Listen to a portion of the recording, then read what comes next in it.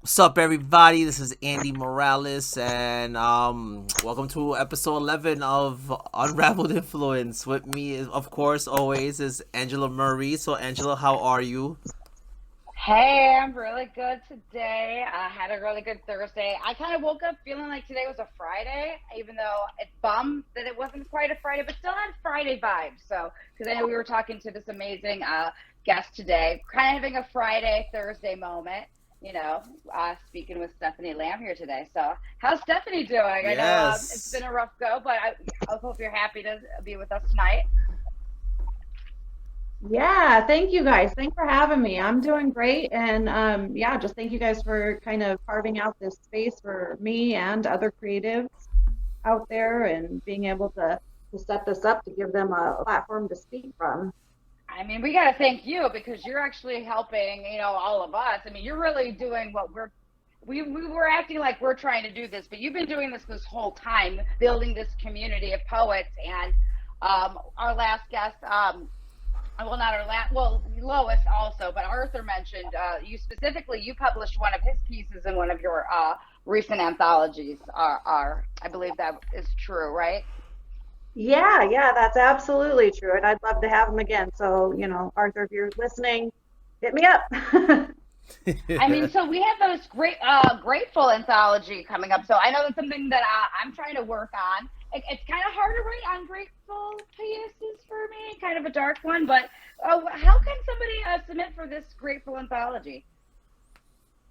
Yeah, so all of my anthologies through Quillkeepers Press, I go through submittable.com. And submittable.com is a such a valuable tool for publishers and for writers. So it's this whole database where writers can search for publishing opportunities and submit their work to various publishers that have ads out looking for maybe specific things like mine is, gratitude, thankful, that sort of theme. Mhm. If I can be And honest, I've kind of like I'm gonna talk about it in a little bit. I'm gonna use a risque kind of an analogy, but I've definitely like creeped through submittable, but never actually uh, pulled the plug or popped the submittable cherry, so to speak, and actually dove in. But I have seen it, and I've heard other writers talk about submittable. Why submittable over like a Patreon? Is there a difference? so, Because I'm learning about that too. yeah, actually there is. Okay, so submittable, I like it because it's more organized. On the Okay. writer's end, it will help keep all of your submissions organized, and so you can see exactly where you submitted, what pieces you submitted, and what phase they're at. Like if they've been accepted, rejected, if they're in progress, it'll show you all of those stats, all in Oh, one that's nice really little cool. right. Okay. And it's That's the same on the publisher's end. It also keeps things nice and organized for me. So that way, I'm not looking through my email, submittable, Instagram, all the various places that people could send me work. I like to keep it all in one nice place so that nothing falls through the cracks. submittable. So again, it's better or for you on your experience because it keeps things organized. Because again, yeah, I'm guilty of I don't organize my Google Drive. I got writing for whatever all over the place. That's why I haven't done anything. Like Mhm. we're looking in my closet and it's a mess, Stephanie. So I like that it's organized, and you find that it's very user friendly for the publisher side. And you're a publisher, so let's like Andy, what like we've been talking about this. We're so excited to have you as a publisher. So what can you talk about that side? Because I know Yes. nothing about publishing. Are you asking me to talk about it or Andy? No, I'm, You, I'm you, asking. you're She's the expert. asking We you, we're yes. talking, yeah. And our kitch is that Andy and I were really trying to get our stuff out there this year, and we're doing all this research by having all you guys who have been leading the way for us poets, writers, creatives, artists, musicians, whatever. Like you guys have been doing this, so we're trying to learn how to do what you're doing or how to get the resources that you guys are providing. So you're the publisher. Let's talk about Quilt Keepers Press. Where did this come up with? Like, I know it's been kind of a passion for a while. Where did this come from, and how does it work? Yeah, absolutely. Okay, so let's start with a little bit of a backstory on it. Is that I kind of in my mid 20s I sought out some medical intervention for some really bad insomnia and anxiety that I was Ooh. experiencing. and eventually got put on some meds that I had no business being on, and they were godsend at first. And they did the trick. I was finally sleeping, so I was like, hallelujah.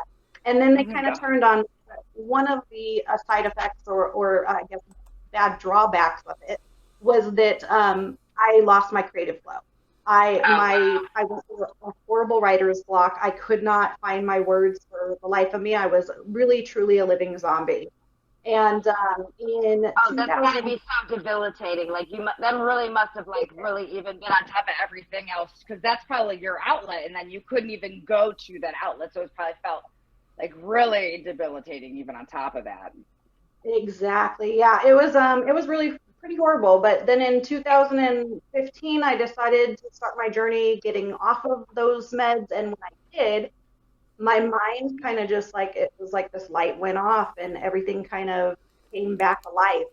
And I started writing again, and I entered the Instagram community probably, I think it was like mid to late 2017. And very shortly after I entered the community, I thought, how do I give back to these people who have given me my voice back, like quite literally given me my voice back? And I started like researching different avenues of what I was going to do. And I think the very first original idea was to do a zine. And then I did some research on it, decided I wasn't going to go down that path. And eventually it kind of evolved into Quillkeepers Press and what it is today. And even before I opened my publishing end of things, originally I was finding publication opportunities for everybody else.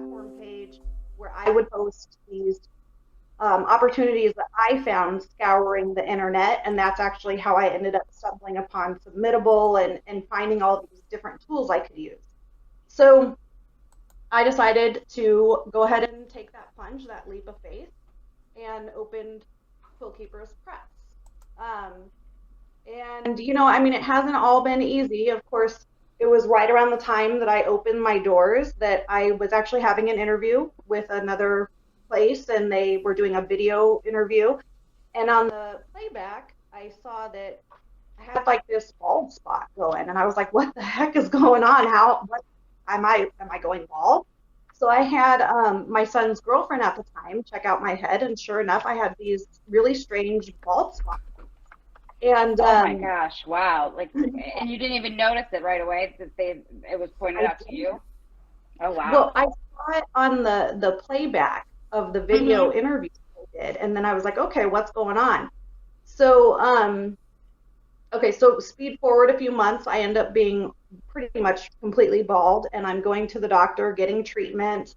They're they diagnosed me. It was a matter of like all my autoimmunes that I had already been dealing with kind of reared their ugly heads all at the same time and decided to go ahead and screw me. So I ended up shaving my head, but I was like, I'm still doing my Quillkeeper Press thing. I'm not going to let this get me down. And then, of course, and then in June of that year, then my son died. And then it was like, okay, so what do I do? Do I continue going, or do I shut my doors? And I thought, well, I don't have a choice here. I've got to keep going. Because this is it. If you don't swim, you die. If you don't swim, you die. Yeah, you have to keep moving. Or oh wow, Stephanie, wow, that's like really uncomfortable to like really unload. But it's so important that you're able to share that with that. I know Andy wanted to probably make a connection too. So Andy, I'm the kind of person I just love to listen, and it's just it's craziness though, because like the death of your son and then you going through the sickness, it was how crazy that must have been for you to go through something like that. Oh man. So I love again, but tying it back to that the artwork and the writing and Stephanie, we're seeing that that's a theme in a lot of our talks with a lot of our peoples, whether it's Lois or Arthur, or even during our open mics when they're sharing, is that these human experiences are able to be transcendent because we're able to share some of that. So can you speak on that a little bit more? Because I know I want to hear about like your work on top of the publishing. Of course, I'm really like, ooh, geeking out about like, ooh, I want to hear about the publishing part, but of course we want to hear about you as the artist as well. Yeah, yeah. So, I mean, of course, there's those pivotal moments in your life, I think that later. Oh yeah. And Oh my gosh, Stephanie, I'm sorry. yeah, Yeah, you think it's like this is my bottom, and then no, the bottom falls out, and then you think, well, this has to be the bottom, and then again, Stephanie. I right. mean, it went even. I mean, the loss of any family member, but definitely, of course, I'm a parent. I know Andy's a parent. You're a parent. That's just something that it never goes away. I think ever. I Yeah. can't speak on that, but I know that I can read and learn and listen around that. So I know that's Yeah. definitely something that connects us through that experience and twisting it into something beautiful. It's always been something I kind of connect back to. And thank you for allowing us to feel that, because it's hard to feel dark, but I feel like dark is beautiful in this avenue. Yeah. Exactly. No. Yeah, go ahead, Andy. Sorry. No, it's fine. No, I was gonna say that I think it's a beautiful thing what you're doing as well, because you're sharing us your story. Which again, thank you for trusting us with this.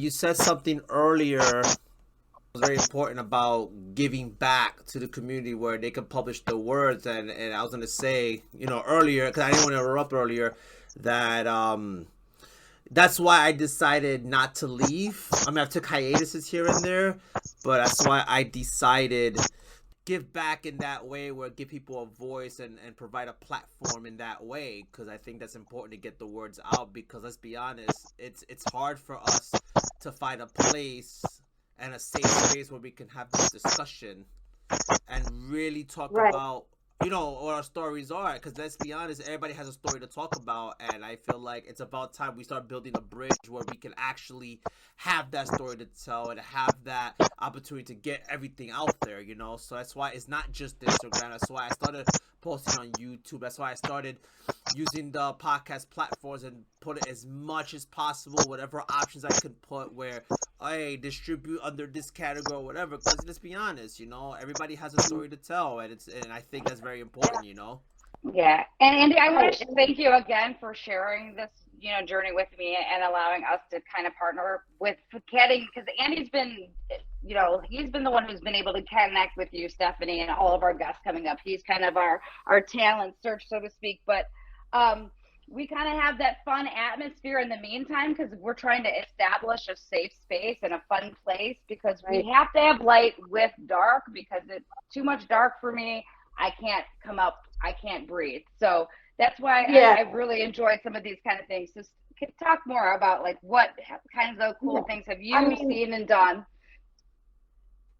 Yeah, you've got to have the duality in life. The light can't exist without the dark can't exist without the light. That's the whole yin and yang type thing. Yeah, dichotomy. Dichotomy is my word of the year. Sorry, I don't know if I can say dichotomy. I think I said it 100 times already this month.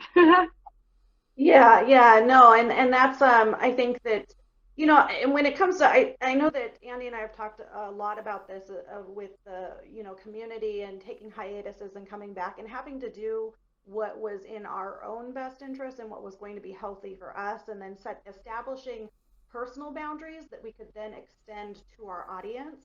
And that's a healthy way of going about it, because the truth be told, when you get into a large group of artists, we're all very sensitive about our art, about our shit. And I'm so glad you're going there, because to me, like, it has been very difficult. I've had to take times off myself, whether it's for my own sake, because of my own life, or I've just had issues with trying to get myself into a positive space in here. And again, to me, it's very difficult, because at times I with people that I have spoken with, it's like, I like to focus on the work and what I'm doing, but we get into these weird, almost off-kiltered situations where we forget what we're here for. And again, I appreciate you actually bringing that up, because again, we're a big group of people, and I I'm sorry. I think we would all agree. Too many people, we tend to ruin things. Too many people ruin things. Yeah, you know Yeah, what? Praise right. the Lord. Praise the Lord that you just guys are even touching on that. Praise the Lord. But it doesn't have to be, though. Yeah. But I at the end of the day, in know, the and that's theory, what's it doesn't have to crazy. be But that. that's what that I feel like a lot of us have. Not me. I mean, when I mean us, I don't mean us as you, me, and Angela. I mean us as in like as a whole. I feel like community wise, a lot has forgotten why we're here for in the first place. Like that's always been a And conversation that's I've why we're had. here to talk That's about when it the turns. submittable stuff.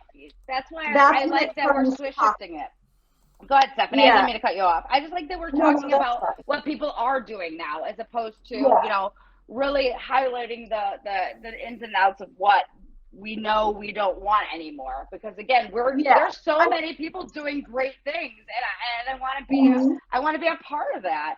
And again, if we're highlighting the work, because that's where the healing comes from. Because again, No, but that's why I I know never it's hard. left. That's why I came back more than Oh, ever I to had do to. I had this. to leave. I had to leave. Right.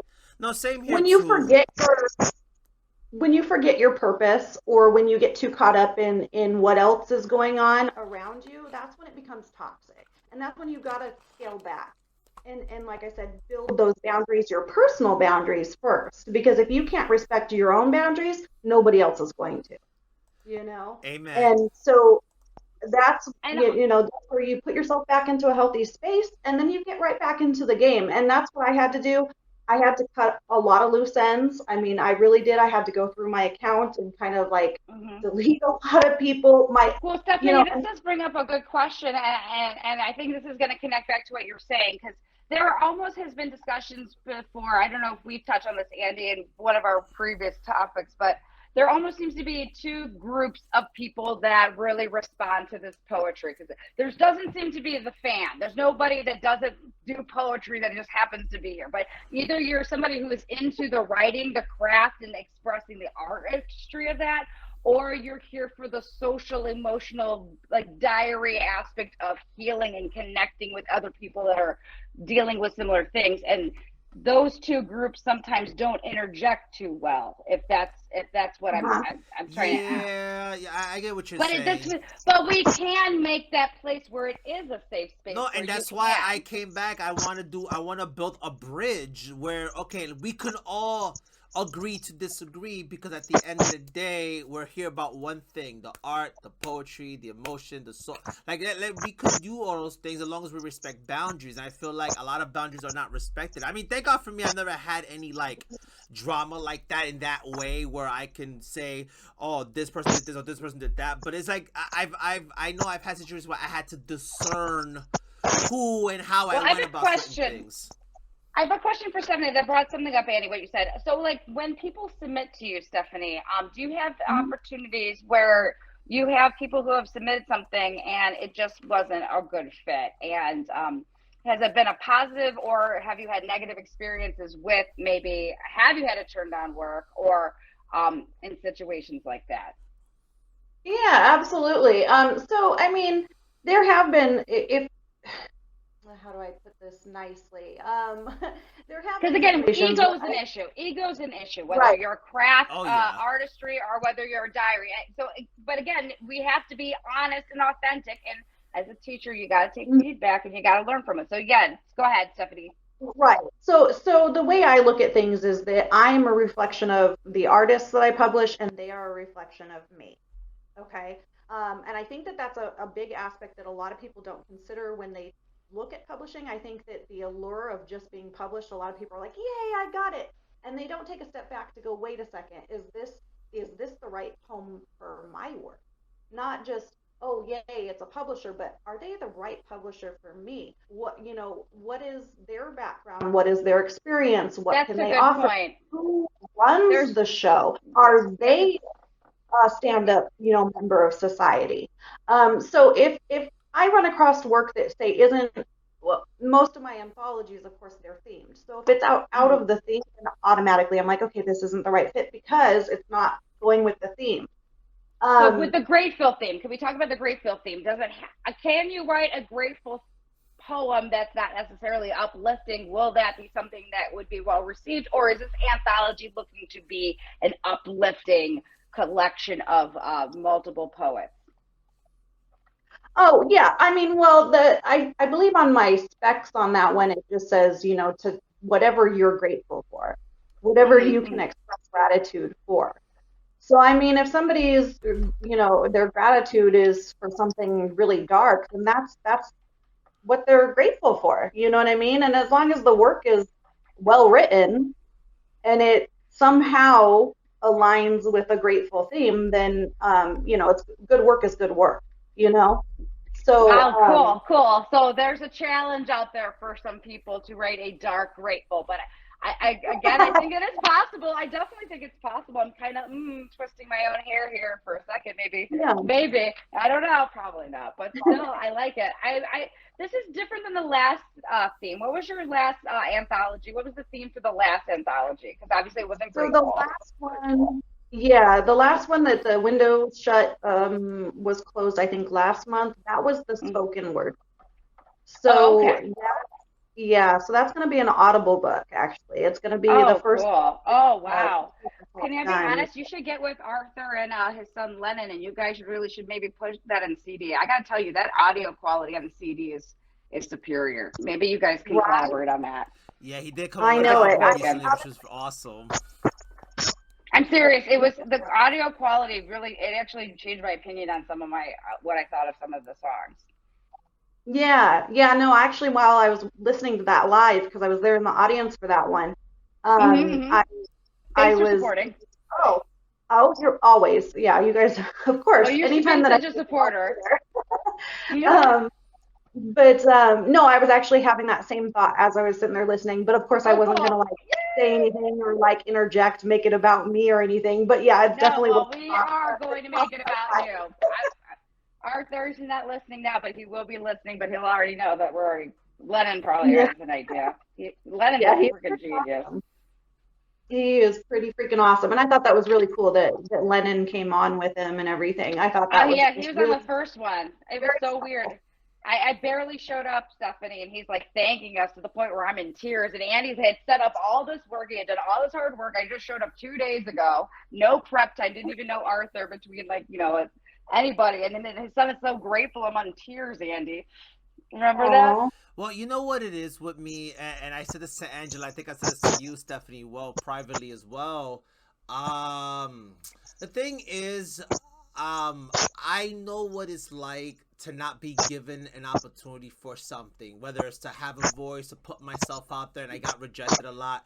And I've had situations, whether it's work or friendships, where I've been talked down to. Like, I remember one time, my guidance counselor flat out told me, and I understand now, okay, it wasn't out of disrespect, but this, in my eyes at that time, I felt like shit, pretty much, saying there's no point of you taking the SAT because you're in special ed and you'll probably fail it anyway. And it's just that's horrible. Are you kidding me? But that's what I'm saying. We mean no disrespect, Andy. That's not disrespect. That is fucking horrible. That's the most horrible that's what I'm thing saying. No, but I understand that because I don't know how it is now. There's nothing to understand though. There's nothing to understand with that. I understand what you're trying to say, but Andy, that's not okay. But the point, I'm sorry. But the point I'm trying to make is, it's stuff like that, or I remember having job interviews, interviews would tell me, I know what you're trying to do, but I just don't think you'd be a good fit. I understand, some things I'm just more open-minded about things, but it's what people don't realize is even though there are such things as constructive criticism, sometimes as a teacher you have to take it in. You have to use the right grammar at times, unless you're using it for artistic means to actually emphasize something. But Stephanie, I want to ask you because Andy brought up a good point that because again Lennon also brought that up about the youthful, the underage students of America are struggling because they feel like they have a lot of pressure. They don't have a voice, and that maybe again they have people that are telling them things down. I tend to be my own worst critic. So, Stephanie, are you a person that had their own experiences with people shutting you down, or are you similar to me where you're the one who's preventing your own success? Or you just don't have any problem? No, I obviously, actually both, really. I mean, I think that we all are, when it comes to artists at least, we are our own worst critics. but I also think that, obviously I've had doors slammed in my face too, and things that, um, above and beyond just imposter syndrome, like Andy was saying, where people be like, oh, well, I thought that you just aren't a good fit for this, and I see your vision, but it isn't the right Yeah. vision. It wasn't their It's hard vision. to understand. Yeah, it's hard to understand that rejection is a part of it. That's why I've kept myself from even trying to do anything until my 40s because, again, of that just Right. the fear. But now Andy, he's been, he's held my hand this whole time. Andy, holding my hand. He's Well, the helping thing me is, out. I've been through a lot of verbal abuse, so for me that didn't help either. So I always struggle, even to this day, I still struggle with low self-esteem, with like to a T. That the fact that sometimes my wife has to kind of like pick me up sometimes because life weighs me down sometimes. Being the only person providing at the moment and just dealing with a lot of verbal abuse growing up. That sometimes I don't know what the difference between someone trying to be genuine and someone trying to hurt me. You know what I'm saying? I've been bullied. I've been through a lot of stuff. So the fact that, like, what I wanted to say earlier to finish up was basically saying that, it's because of those things. This is why I want to do what I'm doing now. And this is why it's funny because when me and Angela had that first episode, pretty much of the rebranding, I kept talking to Leon about, I said, damn, Leon, what do you think about this person? And then he heard it. He said, oh, why don't you ask her? Maybe she's interested. And then here we are now. You've been in how many episodes with me now doing this, we've been together for over a month, and we actually got to have the party live together. Andy was so gracious to host me, and that was part of the fun. Like, again, we're trying to create this fun environment, but also, again, we want to expand on our own writing, our craft, whether we're diary-based, I'm trying to process shit, or I'm trying to really create something intricate. So let's talk about some things with Quillkeepers Press. Obviously, you have the anthology, the Grateful Anthology, and that's coming up. The beginning of June is when the end of that will shut. We'll definitely be talking about that throughout broadcasting that, because I know I'll be working on it. I know my friend down there, Andy Morales, will be working on it, and I'll be talking to everybody I know to try to get some really good stuff, because there's so many talented people out here. So what would be the next anthology? Or also, if you're not just an anthology person, how can somebody submit something to you if they wanted to put together? Again, I don't know anything. So, how would somebody brand new, other than going to Submittable, because it keeps your stuff organized, it seems to be writer friendly and publisher friendly. What do we do, Stephanie? Okay, so a couple of things. I'm gonna back his positivity. Of course. I think that's a really great point there, is taking the naysayers and turning it into a positive, making that negativity your motivation. Really prove them wrong, you're really proving yourself wrong, but it also, through proxy, you're proving them wrong as well. The greatest revenge is living well. The greatest revenge is always living well. And hate is always hurting. It's taking poison and hoping that the other person dies. I know it's so hard to get rid of that, but it's the only freeing thing you can do. Sorry. Absolutely. Anytime I can say those two things, I always try to remind myself of those two things. Exactly. Huh?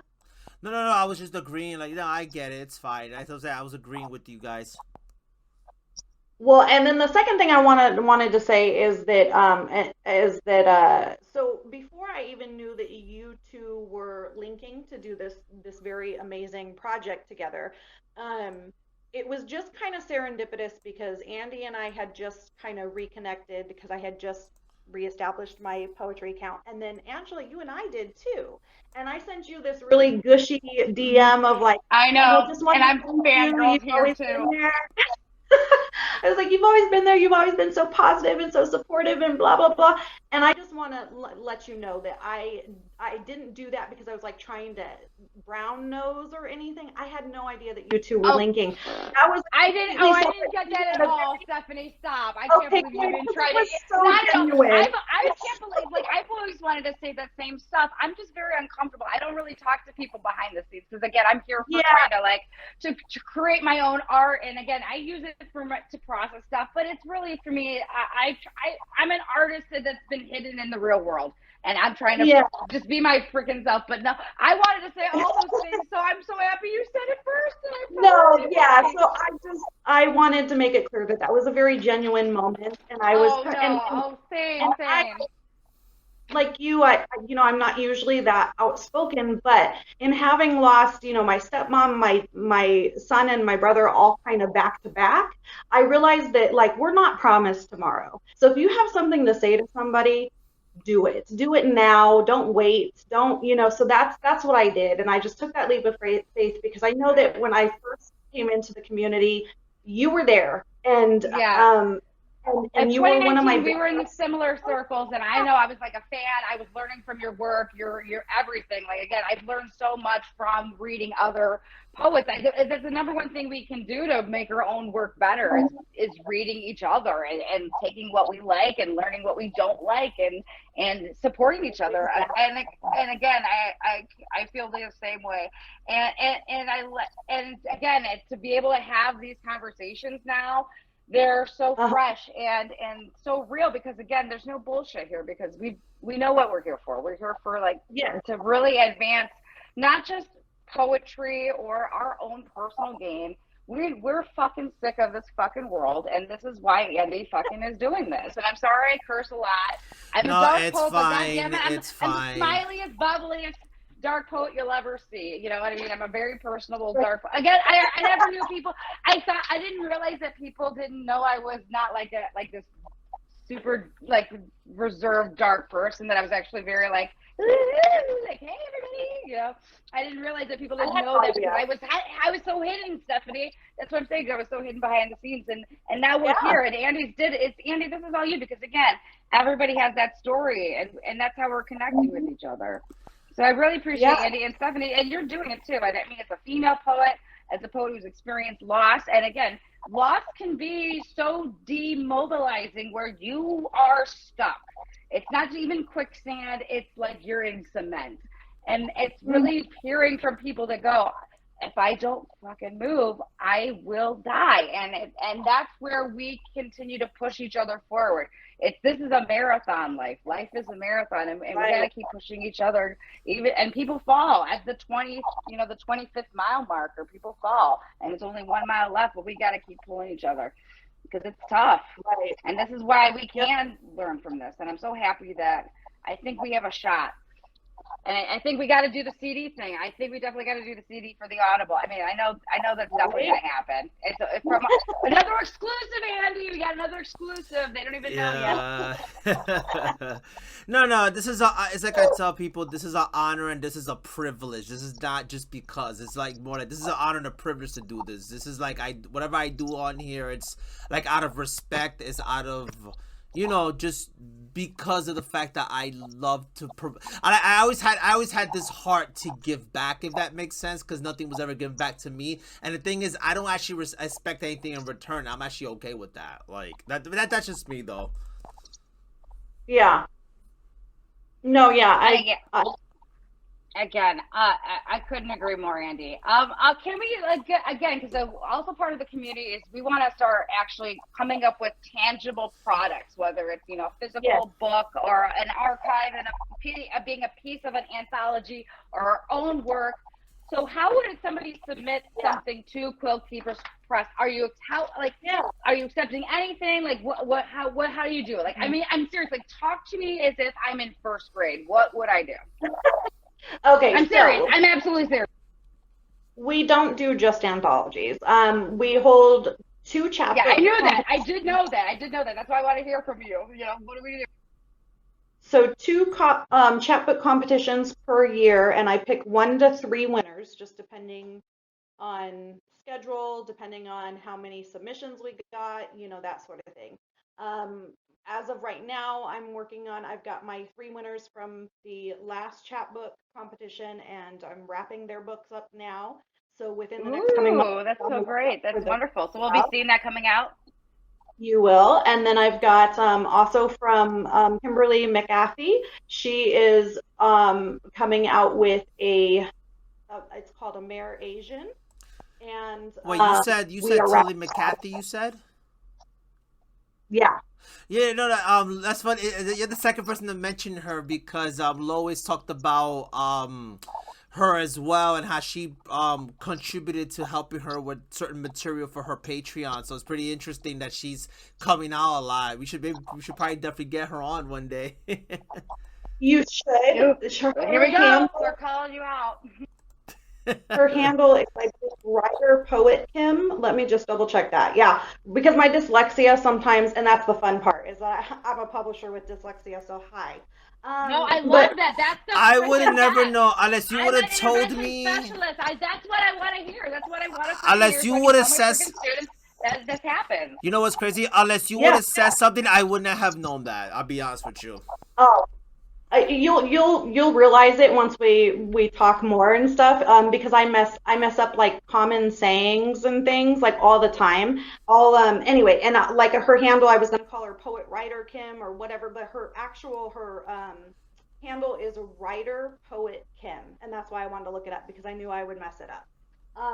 But she's amazing, and I cannot tell you how much I love that girl. Just her as a person, as a writer, and then her work is just, it speaks for itself. It's beautiful. It's wonderful. I actually have this book coming out with her, and then we have two more in the works.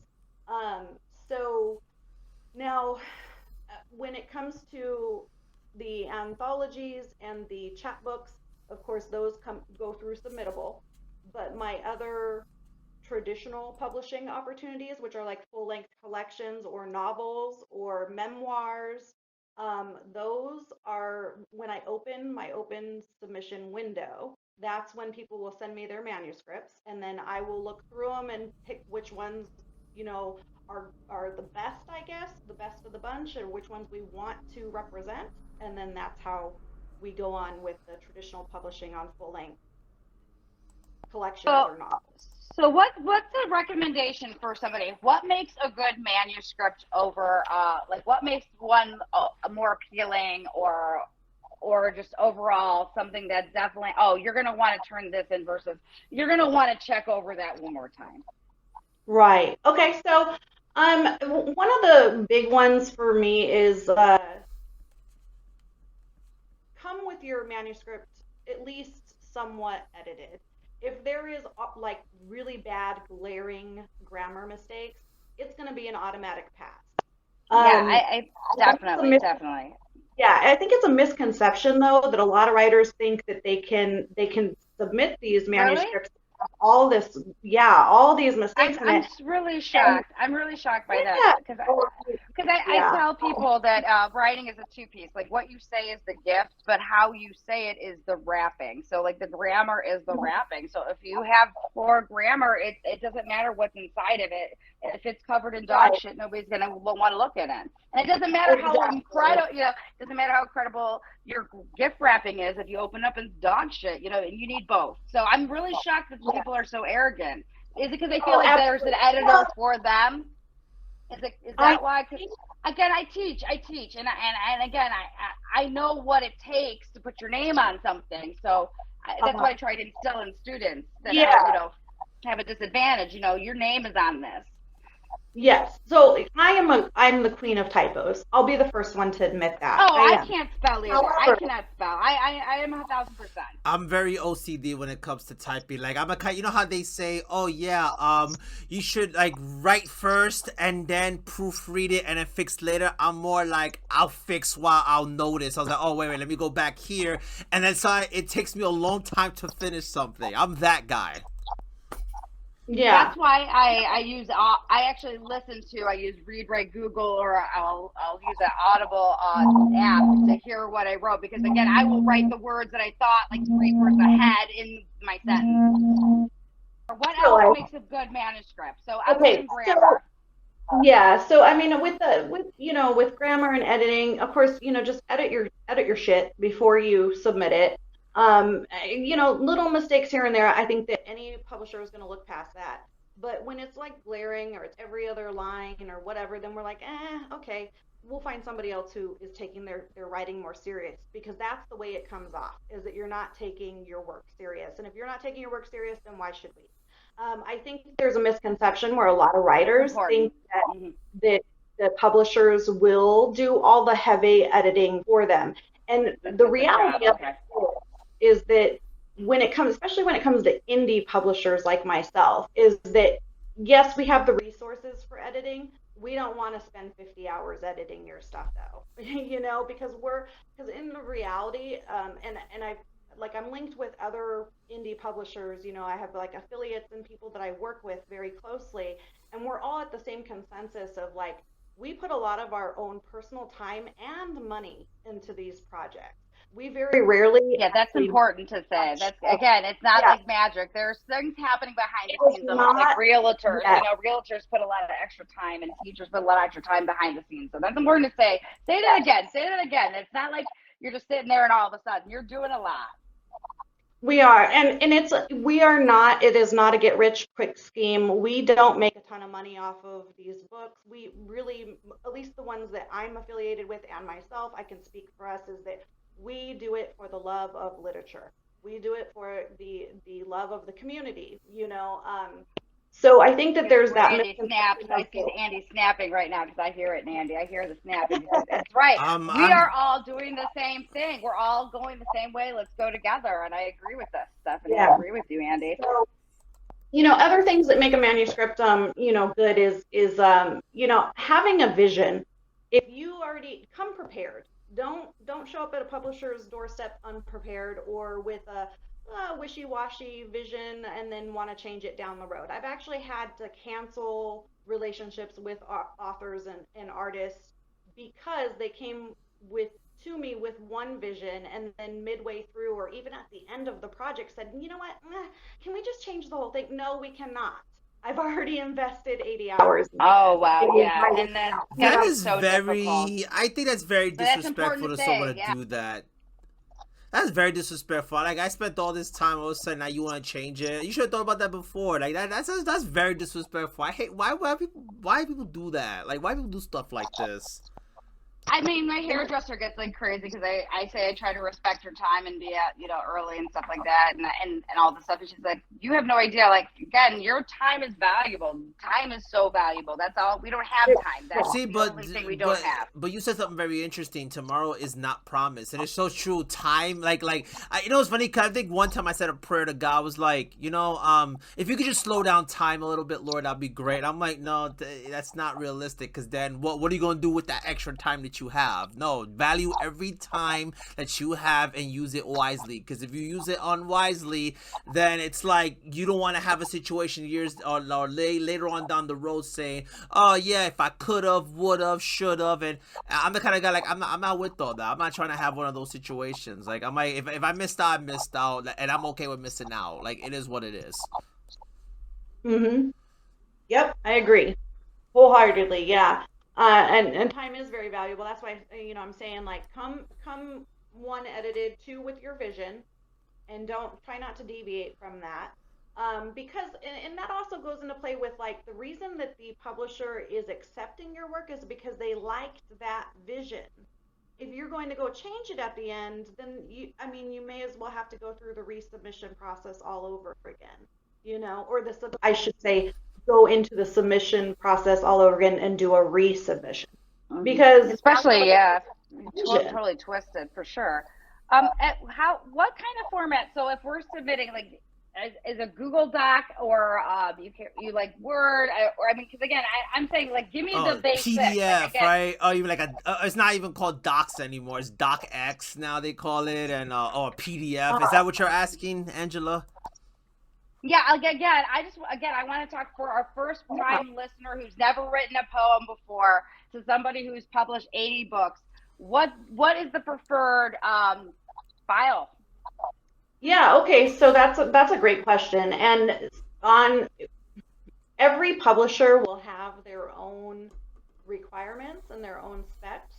I prefer to do, the like 12-point font. I take Word, I take Google Docs, and I take PDF. PDF is probably my least favorite, just because when you try to convert that into a Word document, you can lose the formatting and translation. This is so true. I can't. 12.5 is like in my blood, because it's from my own schooling and being at 12.5. Make sure it's 12.5. What are you doing? I feel like 12-point font should always be a requirement in my opinion, because I love to write, and also like when I was in school I was always getting A's and B's in my essays and stuff like that, and it was always double space 12-point font New Times Roman or Time New Roman or whatever the fuck that shit is. Time New Roman, never Arial. Oh God, Arial. I don't like. Oh, what's that other one? Was that other one? Impact. Was that the other one? I'm gonna get hate mail for hating on Arial. I hope so. I hope I get hate mail. Does anybody have a favorite font?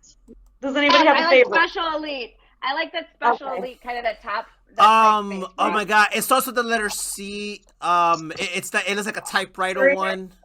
Wait, which one say that? Corsiva? Yeah, like it looks like a typewriter, and then I don't like the girly one. It's also starts with, I think it's called Comic or something like that. It's like it comes with Microsoft Word when you get it. Oh my God! Actually, I have a couple more. I Love You Like a Sister is really cute. That's a great font. Again, like can we talk about fonts? I'm a victim. I'm guilty. I'm guilty of downloading fonts. I'm not gonna lie. I know people who are so anti-downloading fonts off like the internet, but there was one called Beat My Guest, and I thought that was a pretty cool looking font. But that's just me. I'm a font downloader. I'm sorry. Hate me. Wingdings. I don't care. Who's a Wingdings fan? Anybody a Wingdings fan? I like Wingdings, but I only use that for like if I have to do symbols and stuff.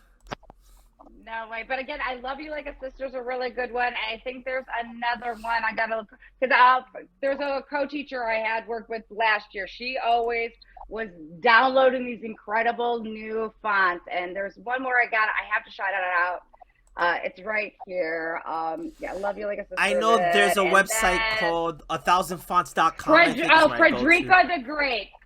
Frederica the Great. That's another one. Frederica the Great. It's like it's almost like a block print, but it's like sketched in. It's really cute. Font chat. Oh my God, how great! I love calligraphy chat. I think my favorites right now, and they change. That I find a new one, and I'm like, oh, I love that. But my one I always go to is Georgia. I love Georgia. Yes, I love that one. Love the Georgia font. Yeah, that's a good one. Yeah, that I think is my favorite. I don't like Verdana. I don't like the Verdana font. That's a copycat of Cabrilla or whatever that thing was called, but I don't like the Verdana font too much. It's a poor man because it's like the bottom of the 8th one that they give you. But anyways, notice that nobody said Arial. Nobody said Arial. No. That's the forbidden font, I think, in essays. Yeah, I can't wait to get hate mail. I hope I get hate mail for this. You know what's crazy? I did not think I was gonna come in here talking about fonts, but this has been an awesome conversation. But we had a passion because we're passionate, and I'm gonna put that out there. I'm gonna put that in the story. What's your favorite font? Because I bet people are passionate about it. Yes, definitely. Let's take a poll. We want to see what other people are thinking, where they're at with fonts. Watch this be a live. Watch us do a live that talks about fonts. I swear, I'm gonna be like, see, Angela, see, Stephanie, look what you guys started. I love it so much. How about Arial Black? But no. Arial Black. Yeah, that's the bold version. Yeah, but that's the bold version. Instead of just putting thing on bold, they actually have a separate font that says Arial Black, which sounds like a person's name. Oh, it kind of does. Yeah. I mean, it's a good name. I'm Arial Black. Name. That should be my alter ego. I do like the name. Listen, I don't like the font, but I do like that name. I would name my child Arial Black. I would, but I would not use the font. It'd be a good pen name.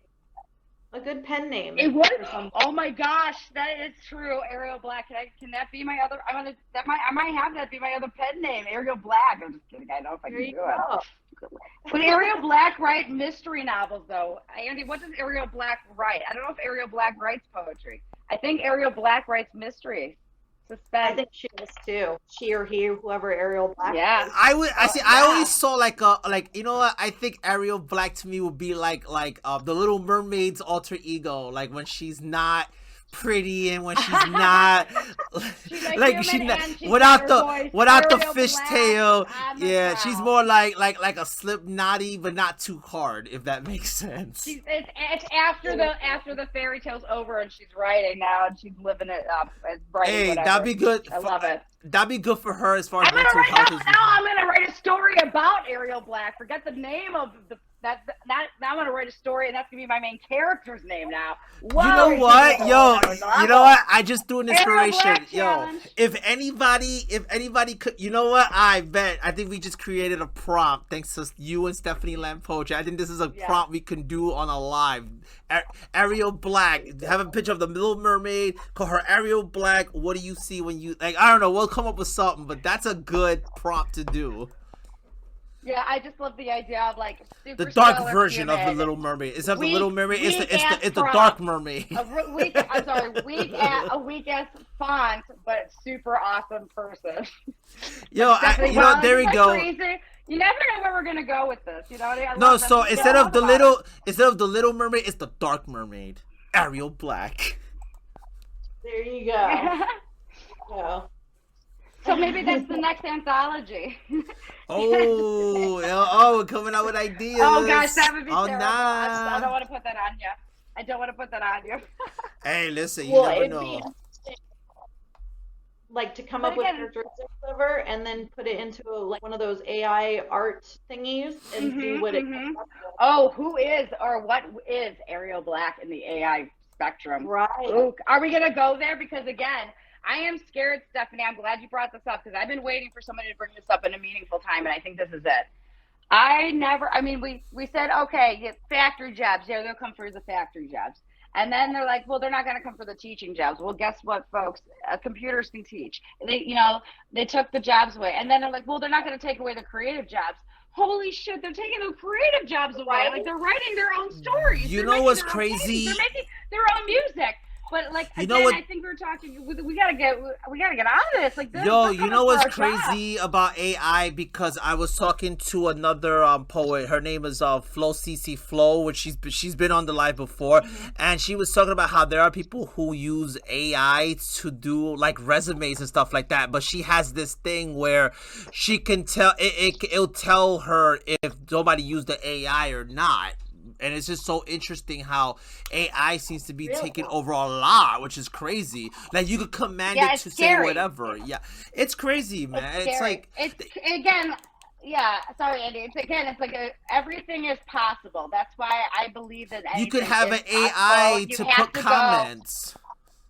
But I think, Stephanie, we can combat AI because AI does not really know how to really experience what we experience. And when we come together, like in times like this, right now, Stephanie, we're talking to you sharing those important things and those tips where we're going to improve on not just what we're saying, but how we can deliver what we're saying to more people because we're able to, use better wrapping paper because what you have to say or what you want to express is that beautiful gift that we want to give to everybody, and that's humanity. So I think this is how we do overcome those AI overtaking because again, we can't tell the difference. Now, hold on, because Stephanie, maybe you can talk to this as well because there has been research, and again, I'm a person who works as a teacher who works with students with disabilities, and there have been many students who I've worked with who have been diagnosed with a student who had learning differences with dyslexia. But they said that listening to an audio recorded voice of a human versus an audio recorded voice of a computer, they actually retain more when it was a human. Now, of course, this was probably dated, and now the quality is so almost indecipherable. But do you think maybe that's still true to a sense? Maybe even if it's just a microsecond more of a memory Yeah, I do. I mean, because listen, when it comes to the human connection, right, and the way that we talk in this natural, like, iambic meter. Oh, wow. And AI voice can't do that. They can't replicate that human experience. When I'm listening to a recording of something and it's a robotic voice, I almost automatically tune it out just because I find it annoying. But when I'm listening to an audiobook of an actual person reading it and they have that emotion in their voice, the inflection, they have the iambic meter going, then I'm more apt to get kind of absorbed into what they're saying.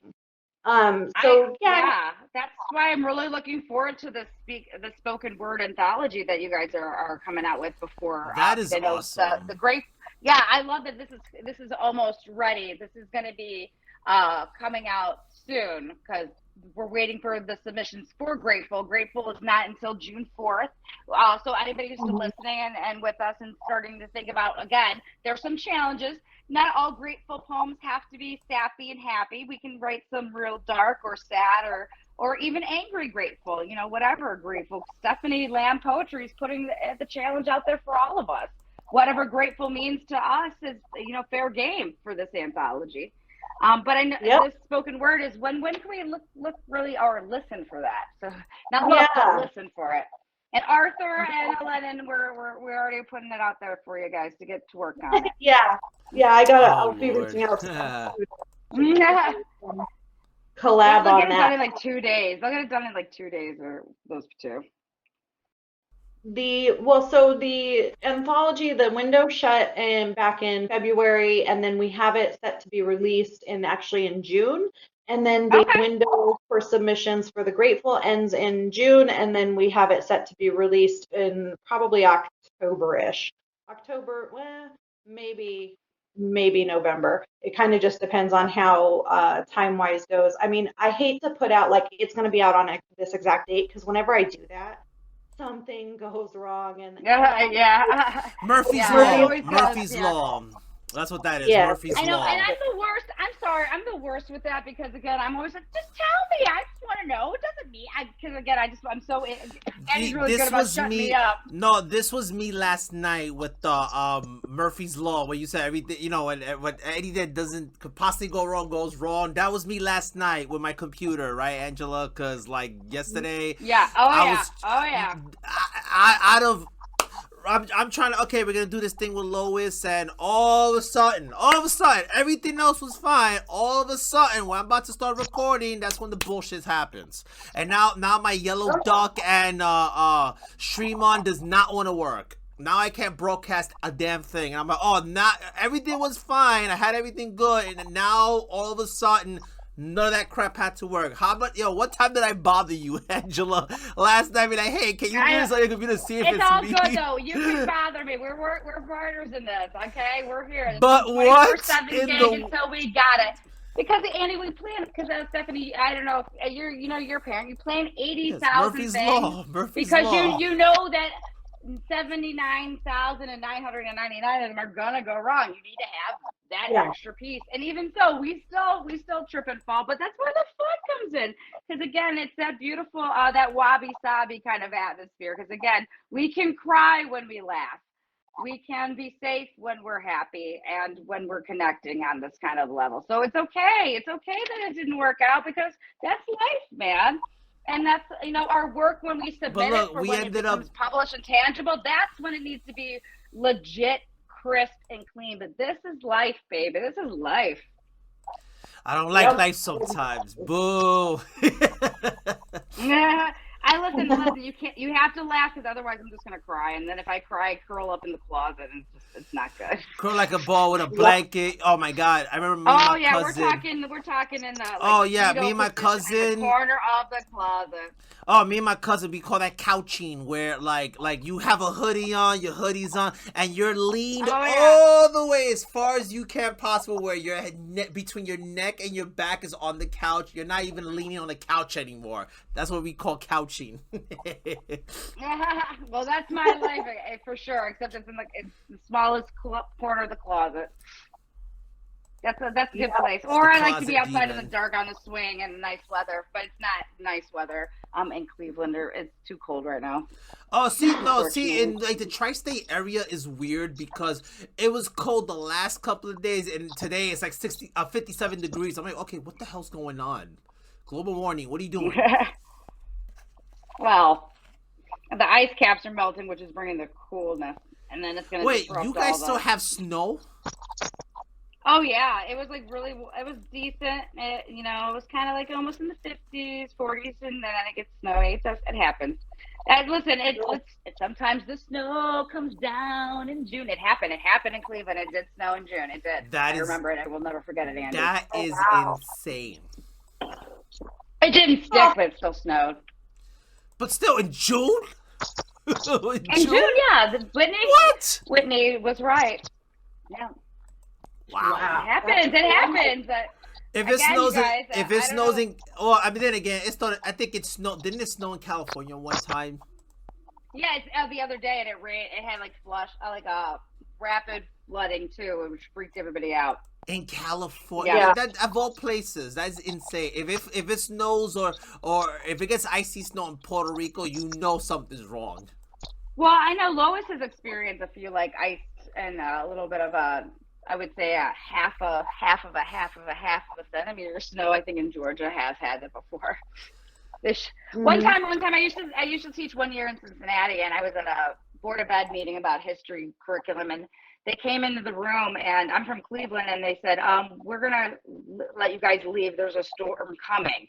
And I'm like, what? And so I went home, and sure enough, as soon as I got home, 20, 30 minutes later, it started to snow. But like in Cleveland, no, there's no way they'd let us go home until the blizzard had already been there and done that.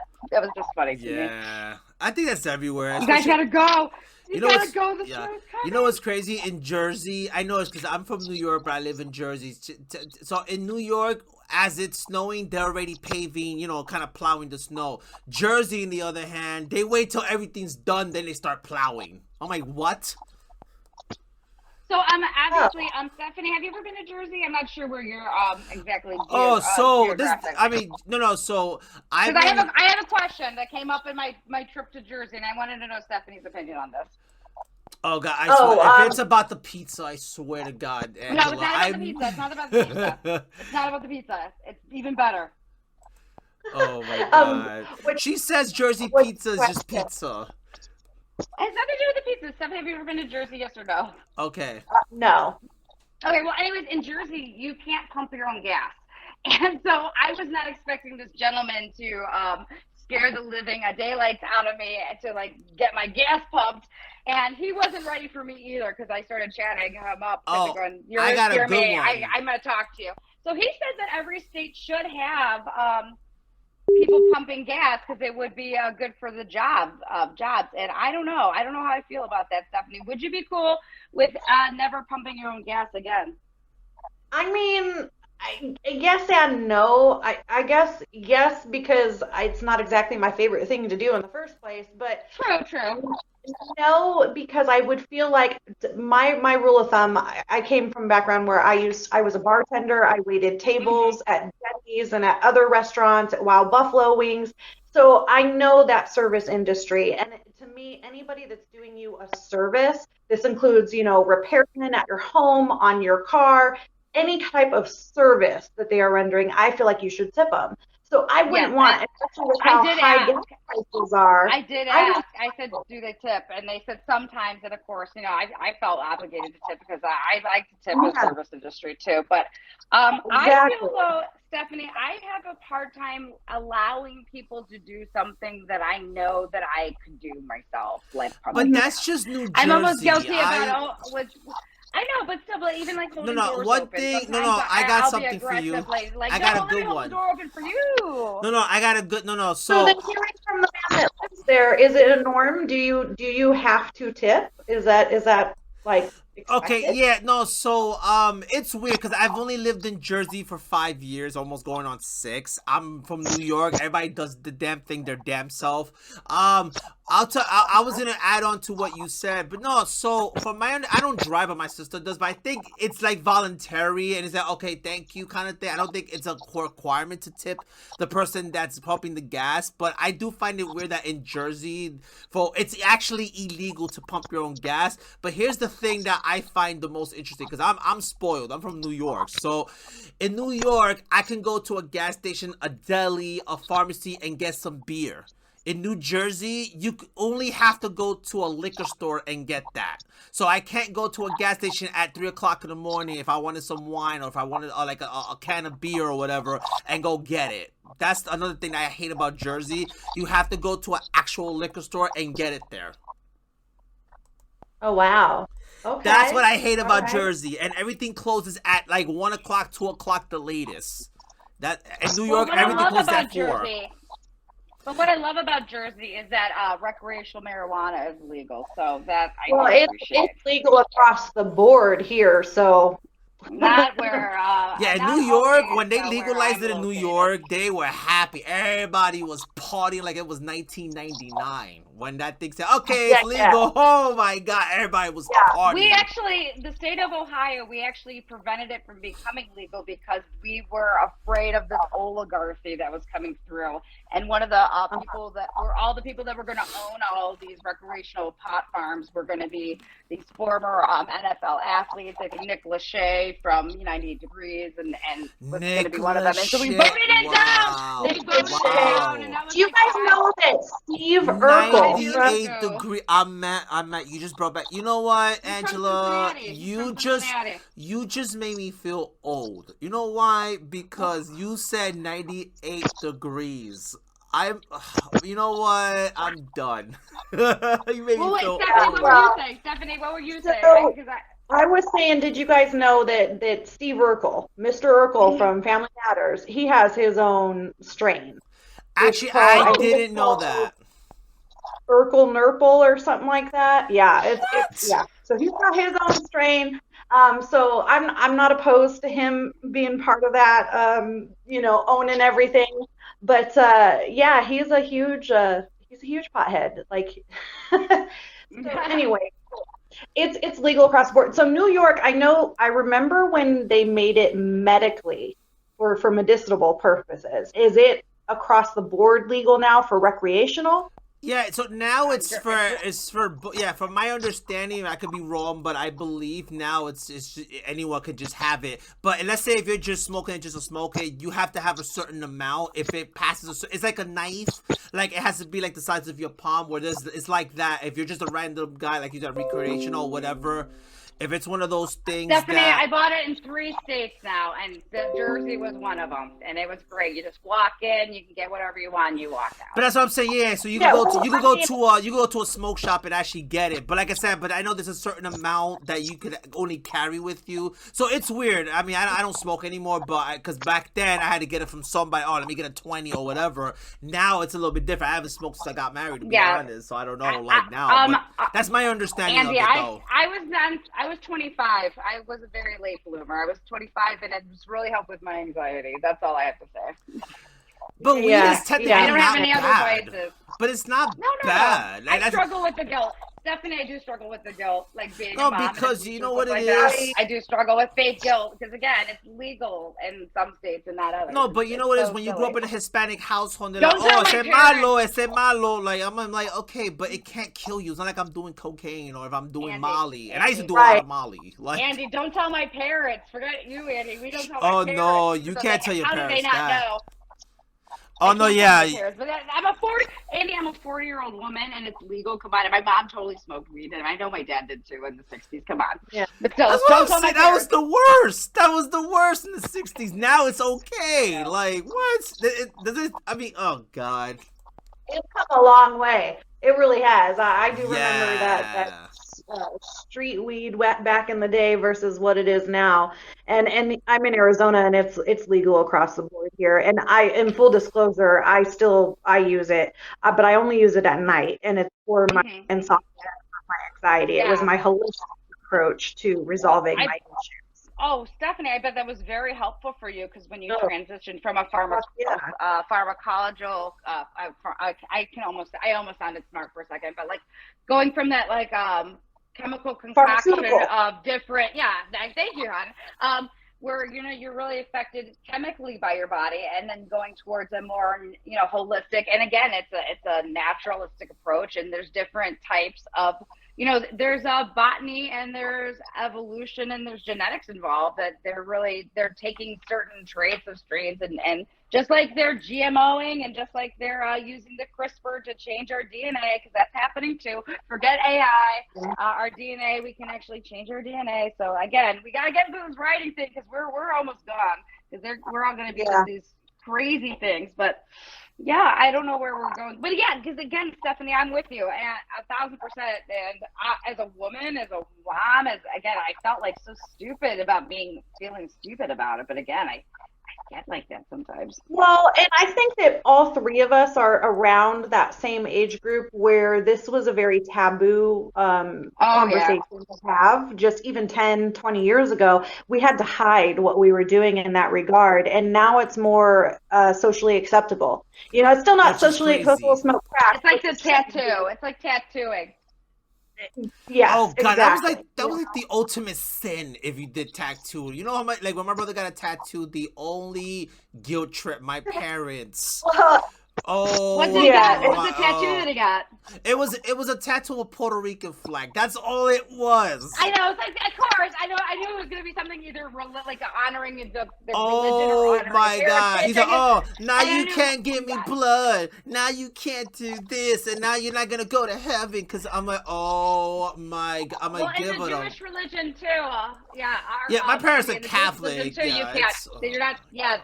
I'm not Jewish, but I have family who's Jewish, and I was almost raised Jewish, I'll say. No, but I get what you mean. In that religion too, you can't mark up the body. Oh my god, yeah, and they always bring up the whole. I think Stephanie, I think you're the one that brought up that conversation a while back, actually.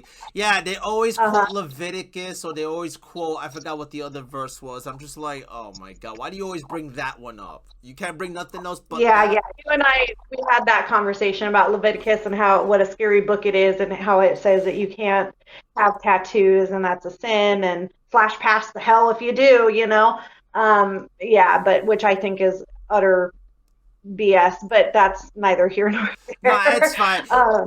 You don't have to worry about offending me, because I'm more understanding about stuff, so you don't gotta worry about, oh my god, I'm not gonna offend Annie. No, I don't really care, because I've had people tell me stuff. I'm like, all right, cool, whatever. Hey, it is what it is. Yeah, no, but I think that we could all probably sit and have a really great deep conversation about, religion and spirituality and all that stuff. Because I'm not one to ever judge anybody, and I think that's what I've always appreciated also about Andy, is that I know he's a man of God, and he's and correct me if I'm wrong, but you do consider yourself a saved Christian, correct?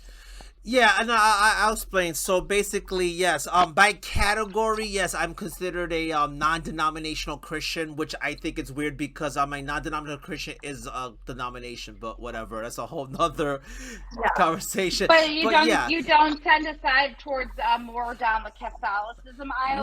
No. So I'm more. No. Like a Lutheran church. Like where do you guys? No. So I go Unitarian. No. So I'm actually okay. So I fall under the category of non-denominational Christians. So we go to a church. Oh, okay. Denominational Christian is someone that doesn't fall under denomination. Like we're not Catholics. We're Christians. That's all it is. We just we don't. Right. Like for example, like the church that my brother, when I used to go to church with my brother, right back when I lived in Brooklyn. So even though me and my brother, we consider ourselves non-denominational Christians, but the church we went to, the denomination they focused on was charismatic Christian. Me and my brother didn't really focus on that category. I'm not familiar with that either. No, that's what I'm saying. Yeah, I'm cool. Like I'm like learning new things. I've taken like a lot of cool courses in my collegiate opportunities, so I really like to hear new things that I might not have been able to hear about before. Yeah, so I didn't know that was a subset. No, yeah. So a denomination is just like I'll give you an example of a denomination. I know, like Methodist. We don't. Yeah, so non-denominational Christians are. Yeah, so we don't fall under that. But my mom is weird because the way I even knew about that, because my parents, especially my father, he's a Catholicism background, but my mom, before she met my father, she used to be Pentecostal. It wasn't until 2013 was when I came to Christ, and then 2008 was when my brother came to Christ. But like we consider ourselves non-denominational Christian, even though the church we went to was a charismatic Christian. We didn't really like focus on the whole denominational thing, because our main thing was having personal intimacy with Jesus and all that other stuff. That's all we really focus on. All right. But that's what we have to be careful with doctrine too, because there's these like progressive Christian. That's a whole different thing, and that's a little bit more like.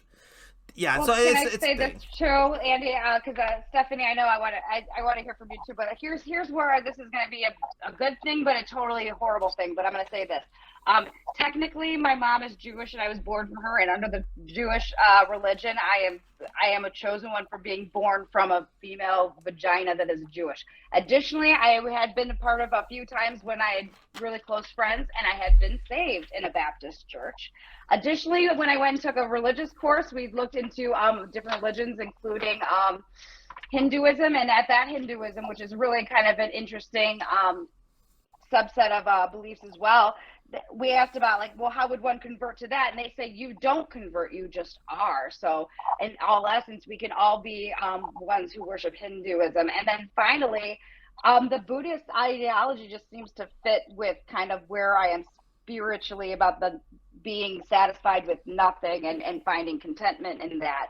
But also I believe that God's in the cell. It's at a cellular level, and we're all connected on the metaphysical plane. So I'm either really going to hell or I'm really in a good place. Stephanie, are you good? Are you good too?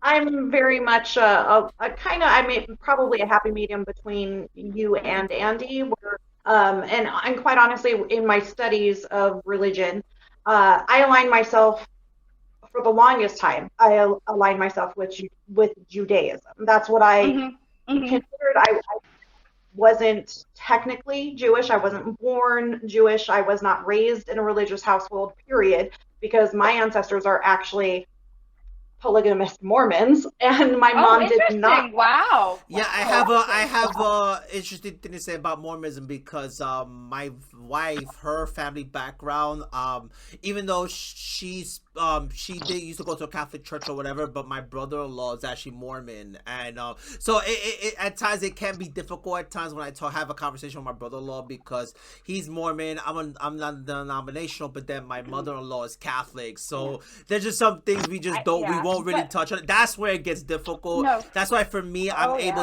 able to discern when and how to go about the situation and how my approach is, in opposed to, absolutely.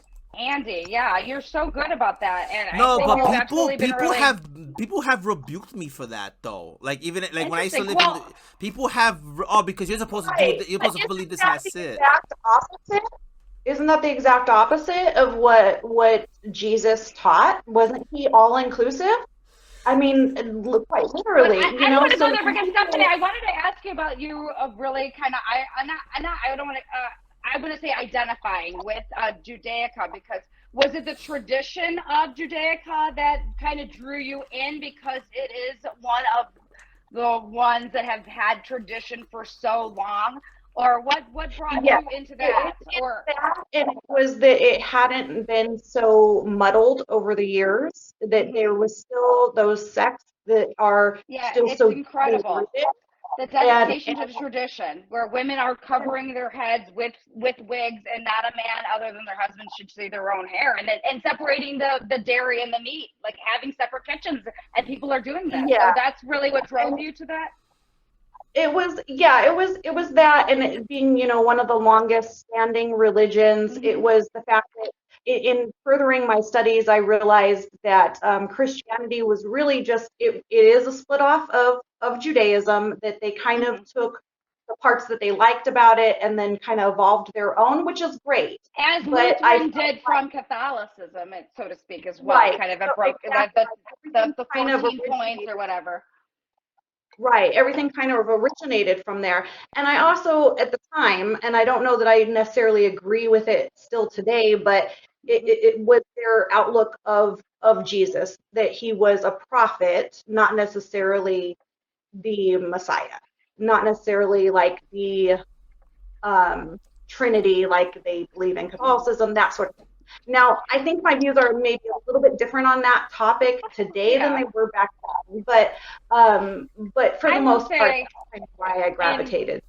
And I know this is definitely not a conversation that we're not necessarily wanting to have, but I will say this, knowing what I know about like the history of the geography and historically of the world, the way that religious imagery has been Europeanized, so to speak, it really is very difficult to know what to understand is true or not when we're taking such a huge thing and altering that. I will say this. I'll end this. I'll end this particular topic with this, and which is understandable into that degree of this. And then let's wrap it back up to how we can submit hold back on. to Stephanie's Yeah, hold on, Press. Yeah, Angela. go ahead, say your point. No. One thing, and I do agree with this statement. What I'm about to say is the fact that religion, unfortunately, is scary. It is scary. I like religion because it brings people together, but I hate it because it's scary. Mm-hmm. Yeah, But I agree too. Yeah, so speaking of publications, I wanted to talk about, before I forget, because I don't want to forget about asking you this, and I've been wanting to ask you about your book, Verbal Vomit. Talk to me about the process of writing that book, and why did you call it Verbal Vomit? So the process of writing it, I mean, it really just kind of took off on its own, and it was something that happened because I just had so many pieces that I didn't know quite what to do with. So I was like, let's just make a collection. And it was also kind of my practice run on trying to figure out how to format the interior of a book and, make my own covers and do things like that. And you know, I've tried to take that book actually off of the market because I do want to redo it. I think I've gotten it off of Amazon, but now I'm still working on getting it off of Barnes and. No, wow! How come? How come you wanted I was to gonna do say it? I saw that. I did see that. Okay, yeah. So, in writing the book, it really just kind of came together on its own because I just had all of those pieces that were just sitting there, not really doing anything, but maybe being posted on my Instagram and my Facebook. So I decided to do a book, kind of my test run to make sure that I could really, do the whole publishing thing.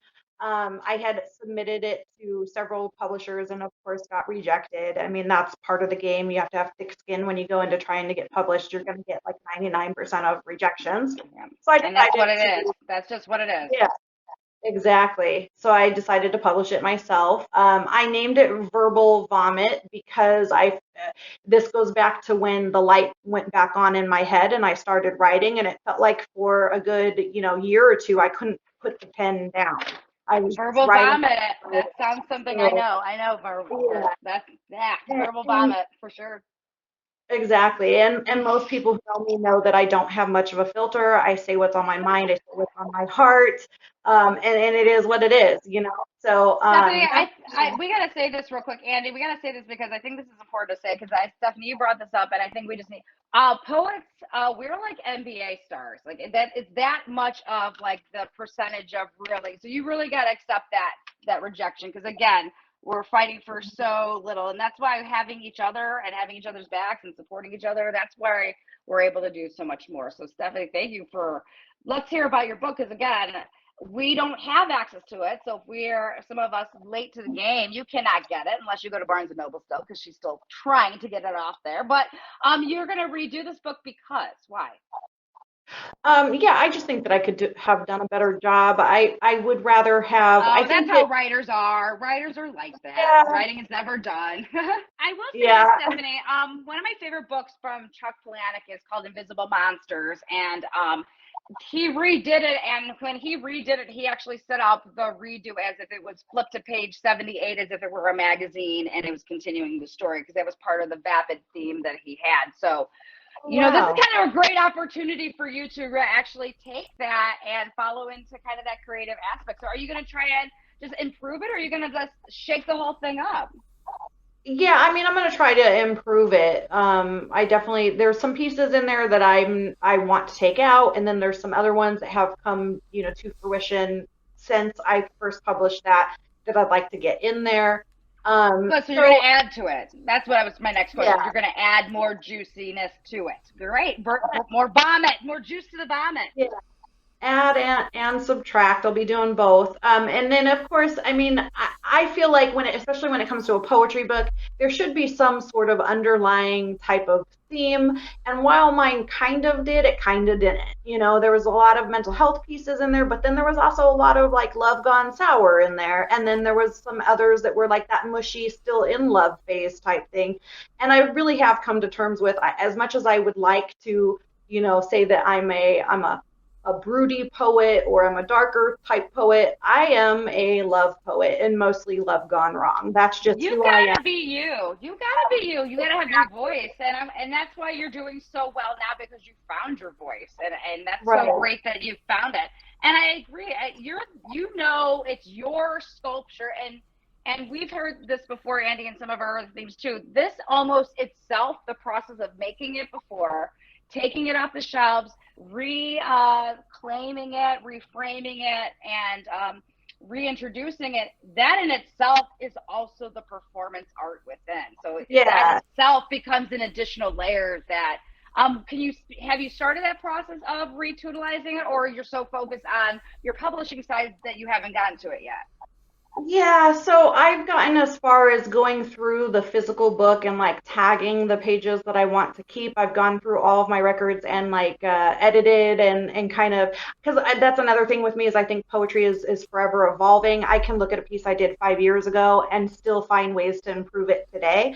So there are some piece is never done, and it's a piece was never done. Writing is never done in theory. I think that Andy, right here, that's a philosophy. That's why it sucks, because I struggle with that. Like I can't do the dishes because in essence the dishes will never be done.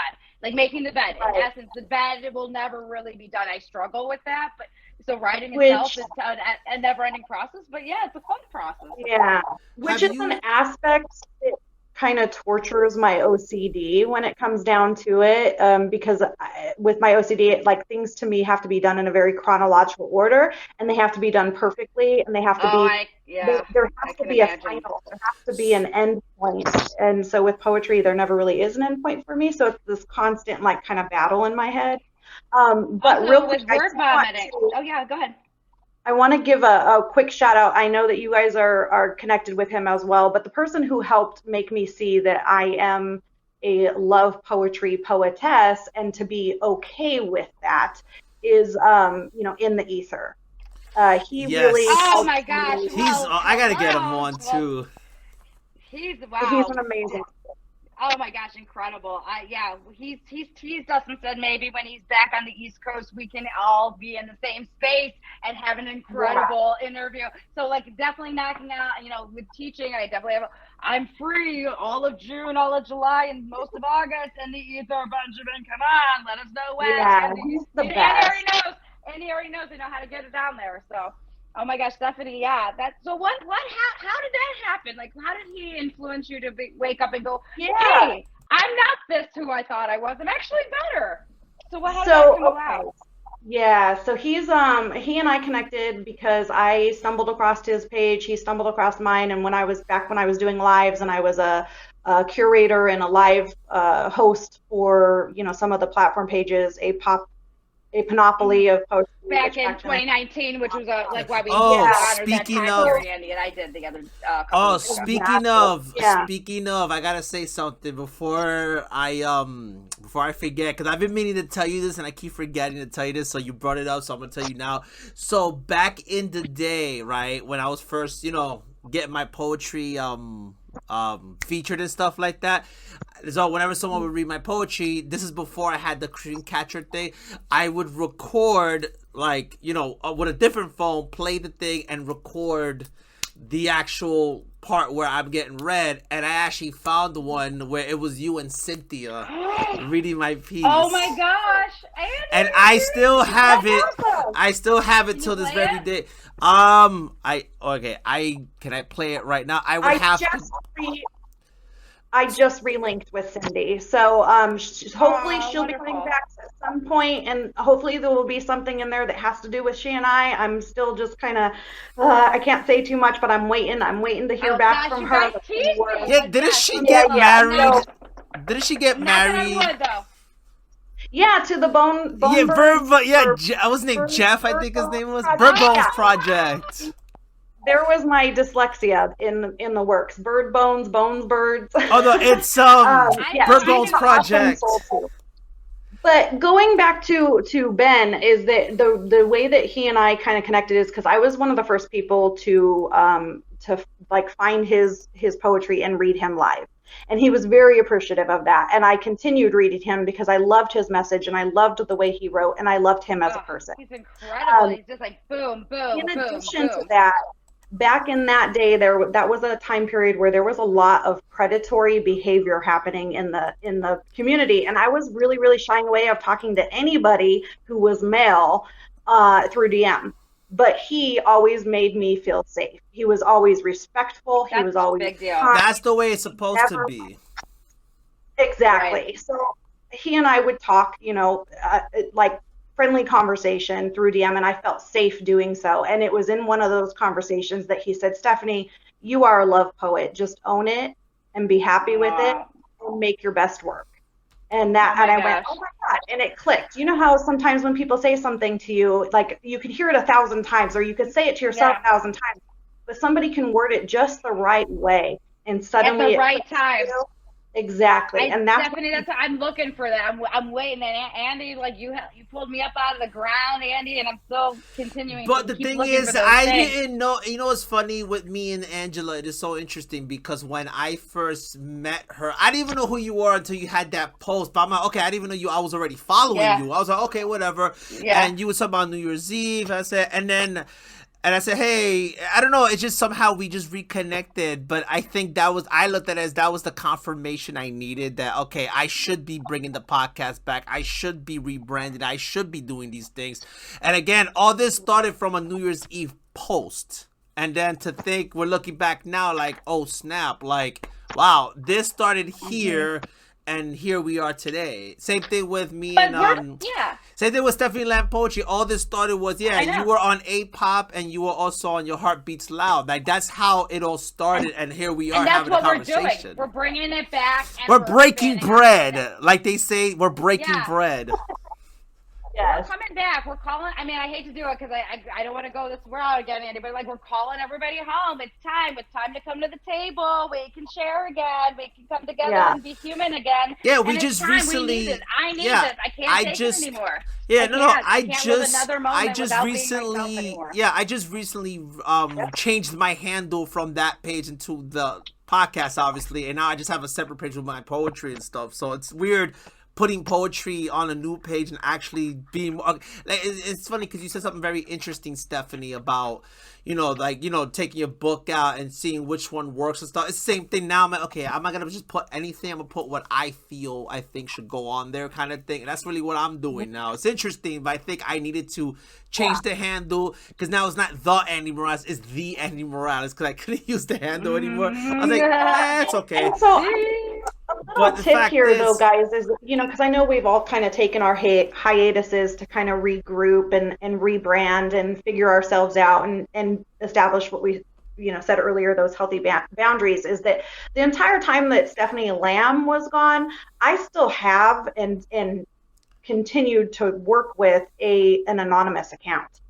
And that's where I would, because it was still so very important to me to continue writing and putting that, because it's something about not just the writing process, but something about releasing it out into the world that is very hard for me. So I had an anonymous account. Like throwing it out, but giving it up to the world, and whatever happens, be damned, but God damn it, you got it out of you. Yeah. Exactly. So that's really fascinating. So anonymous account, we don't have to. Obviously, we're not going to get any exclusive hair. Oh God, you always want an exclusive, Angela. Come on. Is that taboo though, Stephanie? Can we go there? Is that taboo? Having an anonymous account. No, I have one too where I do. I want to know, because is that a level of let's talk about it. Because I think it's okay. Yes. You got to get it out. If either of you guys, ever do another hiatus and still feel like you need to get your work out there, or anybody listening for that matter, having that anonymous account really did help. But it is very, very kind of funny to look at, with the name, the Lamb name, and I don't know how I became what I became, but I had all these, very followers and support, and then I put some of even the same work out on this anonymous account and got crickets. You know what I mean? It's so fast, exactly, and that's why we talked about that. I mean, Andy's no stranger to fuck the algorithm and stuff like that. When I came back, because right before I left, COVID hit and I had to step away for personal reasons. My family was affected by some of the shit that was going on, both in house and with reality. But I was making some good, like, I mean, again, ego. We're artists. We have a little ego here. Like, I was hitting 100 plus for every freaking post, and when I came back, it's like 20. And again, it's like I'm for the work. It's not for that. And I tell myself that, but still, to go from like a full steam ahead to like basically starting at zero. If you've ever been a runner, which I've never was a runner until I became an older adult, and I have done half marathons. But when you don't run for a while and you run again, it's so difficult to run. It's like it's so it's almost unmotivating, even though you know you're going to actually get back to where you were a lot quicker than before. But still, like, having an anonymous account allows you to still express yourself. But yeah, and then we're talking about the realities. But it was all for me.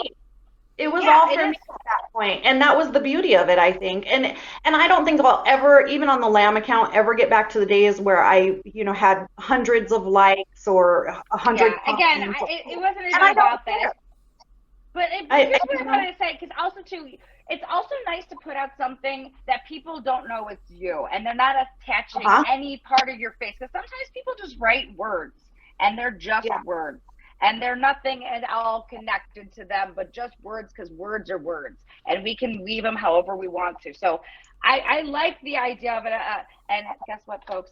I made a fake account one time just to have one, so I just had one for myself too, Stephanie. So here you go, exclusive here. You know what's crazy? You know what's crazy? I had a account like that, but you know what's funny? I wasn't using it for those reasons. Because you know how back in the day, I don't know if you remember back in the day, when you had to format the text of your caption, you had to use a special character or certain things in order for it to be formatted a certain way. So I would use that as my draft. I had no followers, no nothing. I would just use that as my, like, okay, I'm going to post it here, see what it looks like. And then once I found the thing, I would copy, paste it onto the account that I wanted it to be on. And okay, now it looks exactly how I want it to look. Now it's not even like that. But back then, you had to use special programs to align the stupid lines. Do you guys remember that?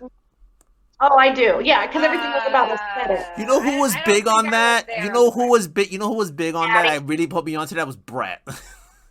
I hope you say Brett. I miss Brett so much. Oh my God, Brett. Yeah, Brett put me onto that. He's the one that introduced me to that. Him and Brian Edwards. That's the one I want to resurrect from the dead. If that's I have him on Facebook, but he's not really on like. Will you? Send him a message. Tell him what we're doing. Send him to YouTube. Send him a YouTube link. I think he was on TikTok. Not TikTok. Can you imagine Brett on TikTok? Oh my God, that would be my dream. That's my dream. Can we make Brett on TikTok? That would just make my life I have so much better. But, I have a TikTok Twitter. thing. I think he's on Twitter. I think I saw him on Twitter before. But I don't know if he does anything on it, I do have a TikTok that has our stuff on there because I do little like previews and stuff. Hey, check it out. And the only thing I don't like about TikTok is you have to have a certain amount of followers just so you could have a clickable link. That's the sucky part about it. Stephanie, I think TikTok's the right amount of dose of an Angela Murray. It's a hit short and amount of miss. time. It's a perfect amount of Angela Murray. Not too much. Just don't start dancing or flashing because you see a lot of that crap. That's the bad thing about freaking TikTok. One time my wife was like, "Oh, this is." No, but I remember one time I was looking at wrestling and then this woman just popped up. My wife's like, "Oh, this is what you do? No, it's not that, babe. It's not that. Like, no, look," and I had to show it to her. What you were writing about? I was like, no, look, no. It just randomly pops up on the feed. I don't know what it is, but it's so annoying. I'm like, no, I'm not looking at porn. I swear to God, I'm not that. You know what? You must be looking at a lot of wrestling stuff and it just pulls it from that kind of stuff. Because all of my stuff is like dark, twisted artwork. No, right, but on TikTok it's weird. Huh? Oh, wait, you know what? I don't have a TikTok. I'm like, I refuse. No, so on TikTok, it comes out on random. It comes out on random. But now I realize, okay, after, I know it's when it's... Musically. Yeah, now it's just random woman like tits bouncing like out of nowhere, and I'm looking at wrestling, and then this came out of nowhere, and I'm like, okay, what the hell? And my wife's like, okay, what? This is what you do? What? No, babe. Oh my God, like it was. Andy, Stephanie, I think people who like wrestling must really like tits bouncing, right? Steph, is that what we're hearing here? No, oh Lord. Sorry. Oh, you got jokes. I don't have jokes because that really did not land at all. Oh my god. But Again, so we kind of got off topic, but it was because we're talking about reworking our old pieces into something even better and new. And I think upcycling is itself becomes part of the performance bit. And you know what, Stephanie Lamb, she talked to the realness about having an anonymous account to post anonymous work.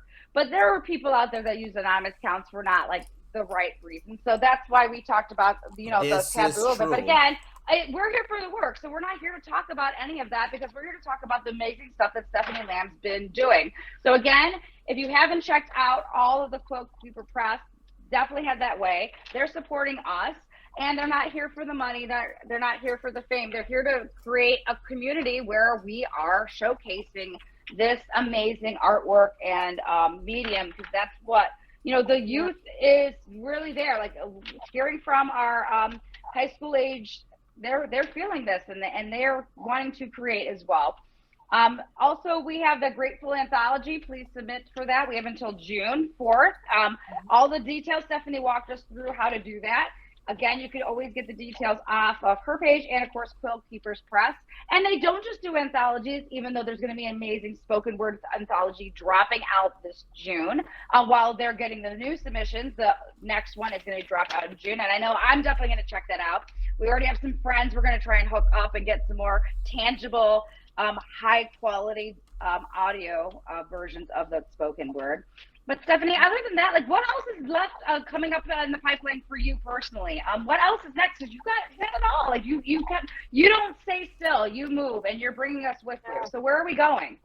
I'll follow you anywhere, girl. Always going. Okay, so so we've got 2 poetry books coming out next month, and then we have 2 more coming out in April. And then we have the spoken word coming out in June. We are still accepting submissions for the fall season chapbook competition that we have. Okay. What's that? Can we talk about that real quick? Like, what does that look like? What does a chapbook mean? I know it's a smaller collection. I know. Can we go into that real quickly? Because there might be people out there that want to submit. Absolutely, yes. Please do submit if you guys want to. The chapbooks they are a smaller collection. We go a little bit over the normal page count for chapbooks. Chapbooks generally are 25, well, even lower than 25. Usually it's like 10 to up to 40 pages is usually the norm. We will go as far as up to 60. I prefer staying around the 40 range, but if we go up to 60, the preferred range was what I missed. It kind of dipped up for so like definition wise, it's between 10 and 40 pages, but we'll go, a little over 40 if we need to. But you want to hit closer to 40. 60 is the max. Yeah. If you have to go to 60, that's about where you're going to cut them off at. Because we're word vomity. I'm very vomity. I can't shut up. So, okay. So and then go ahead. The important thing about a chapbook to keep in mind if you ever are going to submit, whether it be with Quillkeepers Press or any other publisher, is that you need to have a theme. Have a theme to your work. Don't send like a modge podge of Is it open interpretive right now for your submission, or do you have a chapbook theme that? My only goal with chapbooks, and I say this with as the description and everyone, we don't have a theme in mind. We just want work that as soon as we open it, it's that first poem. It's cohesive. We want you to grab us by the throat and dare to never let go until the end. Sorry, because I'm seeing like almost like a fashion runway. Like it's cohesive from start to finish. It has you going into some sort of real collective movement, whatever that theme is. It is open interpretation for the chapbook, not like Grateful. Now, I want a clarification. So 40 pages is the sweet spot. Is it 40 pages or 40 poems? 40 pages. Okay, good. I just want to clarify because again, we got to talk kindergarten level to me because I just want to make sure. Because again, Angela, Murray, Andy, we're gonna get our stuff together. We're gonna get all our stuff out. We're gonna get these chapbooks out. We're gonna get our CDs done. We're gonna get all of this stuff. So go ahead. And if anyone wants an idea of the perfect chapbook for us, check out one of the last people that we published, Andreas Cologne, and his was The Matador's Wife. And it is. I think I saw advertisements. it is the most amazing chapbook ever. I am so proud of that collection and proud of Andreas, because he's just an amazing writer, and he's very young in college. He's actually over there in Ohio with you. So and he's a college student. He's just, God, he's so amazing. I don't even have enough words to say how great this guy is. I know the Matador's wife, because that's the one you accidentally tagged me in. And I ended up accepting it. Well, you know what, Stephanie? I think this is the right time to, like, we're going to honor him by ending on just talking about him and wrapping this up. Because, again, he was the last chapbook. He is. But one last thing is that we will be opening our open submission for full-length collections, novels, memoirs. Wow. For the 2024 lineup. So be looking out for that within the next couple of months, and we'll be opening that window. Wow. That's once we and so once we find our perfect manuscripts through those submission window, we close it. And then you have to wait until 2024 for it to open again. Nice. All right. So honoring Andreas, it was the last chapbook, and then again, be on the lookout for full length, whether it's a novel or a full length poetry or whatever, because that's going to come out that way, exclusive. And I think that's a great place to wrap up all the crazy stuff that they're doing, right, Andy? No, yeah, definitely. And I will say this. I forgot what I was gonna say, and that's funny because I'm very intrigued with what you guys have been talking about. I'll definitely have this episode by tomorrow, because we're not going live tomorrow, since I'm going live with Brandon White Poetry and Music and Poetry. I keep talking about dyslexia. Now I'm mixing this up. No, I think it's Music and Poetry or something like that. Yeah. So we're going live on Saturday. I got a hot play ticket. I got my youngest daughter's going to be in a play tomorrow. I gotta check that out. But either way, so sorry to disappoint you guys. No live tomorrow, but we are going live on Saturday. But we'll see you Saturday. Right, but the point is. Yes, but the point is... Stephanie, thank you so much. Yeah, Andy, what's the point? Tell them the point. Yeah, oh my God, I'm sorry. No. But the point is, I am honored and privileged to have you on, especially you, because I know between you and Lois, I've been trying to get you guys on for a hot minute. I know you guys have busy lives, and I'm happy you said yes to this. Doing this again. And the woman crush goes both ways, Stephanie. It was a two-way woman crush here, honey. Yeah, thank you. I think she secretly has a crush on you. No, no. Not a secret, Stephanie. Not a secret. We're out. Oh my God. But again, you, like I said, it's whether it's Lois or you or even Natalie and even other people as well, you guys have had an impact in my life like you wouldn't even believe. Honestly, you were one of the first people that I've interacted with in that way. Oh, even Zillion Poetry too. You guys were the first that, pretty much Zillion was the window that led me to you, and it's just to think, and it's crazy to think, wow, we look back now. It's like I said earlier, we look back now, here we are. We're technically breaking bread together and just having a great conversation, and we're just creating this space, and I really appreciate you for this, just for saying yes and for doing this with us. And I mean, I don't know where this is gonna go, but I'm just happy that I can look back years now and be like, you know what? Especially me, my son's gonna look at this one and be like, wow, I never saw this side of my dad before. And it's I want to leave a legacy behind that when I die, this is what we're when we're all old and we all not here anymore. It's one of those things that, you know what, our families or anyone before after us or whatever, they're gonna look at us except for me. Yeah, except for me. I don't want my kids to ever find this. Nope, I hope they don't ever find this. Oh God. I just don't want you to know I'm a real person. No, because the thing is, I'm all about leaving a lasting impact, a legacy behind that. When I pass on, you pass on, we all pass on, to look at us wow, this is the impact they have left in this community. And I like to hope and pray and hopefully wish that, you know what, this can go.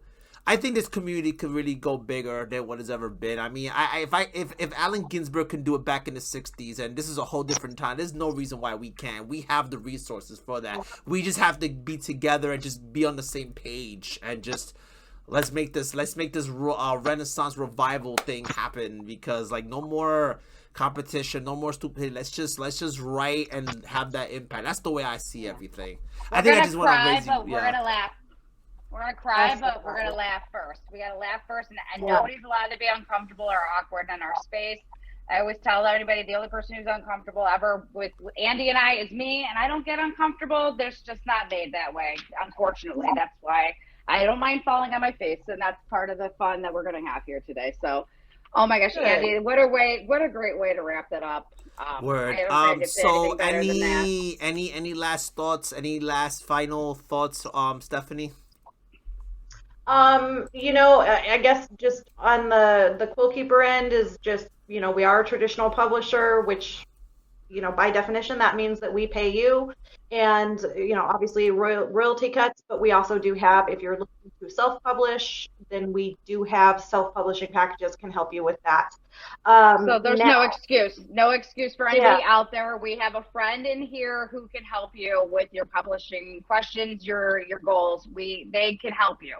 You just got to edit your work yourself. Take the time, do the craft.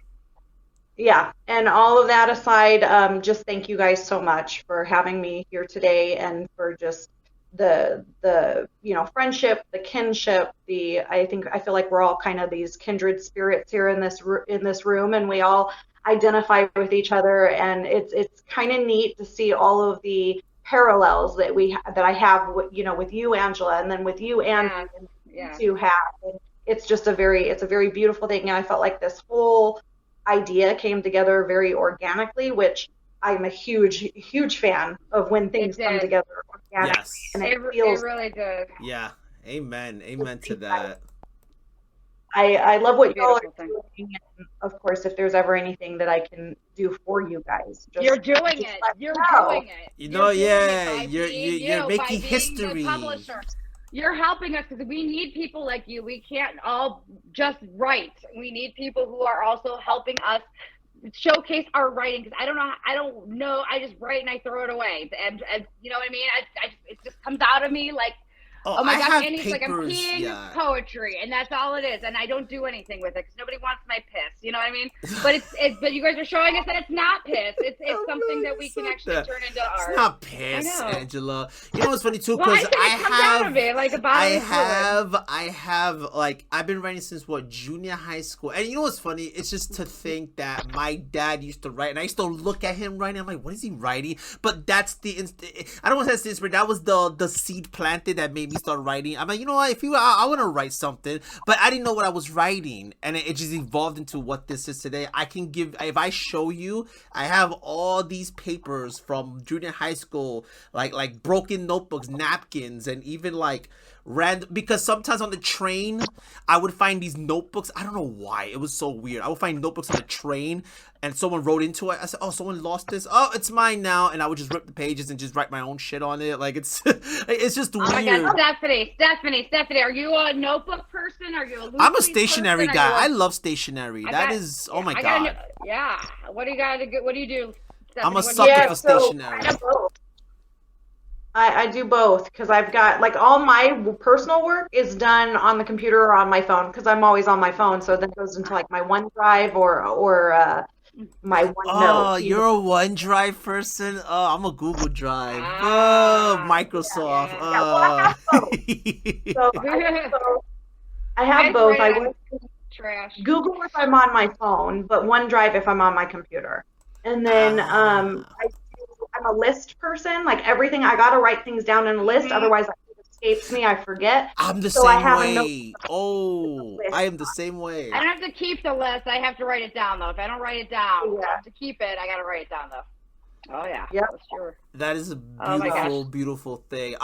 Eventually we should definitely do a part 2, because I think there's a lot more we can talk about. Oh, we need more than a part 2, a part 3, a part 4. Yeah, like a trilogy. The trilogy of Stephanie Lamb poetry. Oh my gosh. Stephanie Lamb poetry. All right. Well, yeah, I'll think about more things, maybe we can go into talking about the differences between traditional publishing and self-publishing, hybrid publishing, vanity publishing. Yeah, because that's an important one. Yes, it does. Because again, it doesn't matter, and so many of us are self-publishing, and I think people maybe are afraid to go the publishing route, but they shouldn't be afraid, and that's what we should continue that conversation. Amen, Absolutely. amen. So guys, thank you for doing this. Angela, thank you. Stephanie, Oh thank you, no, thank you thank you. so Oh my gosh, I much can't thank you enough. for just thank you And being a check out part the of. fonts. Yeah. Wait, what? Check out those font polls. The font Oh, polls are coming your way. No Arial. Oh, got Oh Arial my 10, God. 10, Black. 12 point, 12 point font.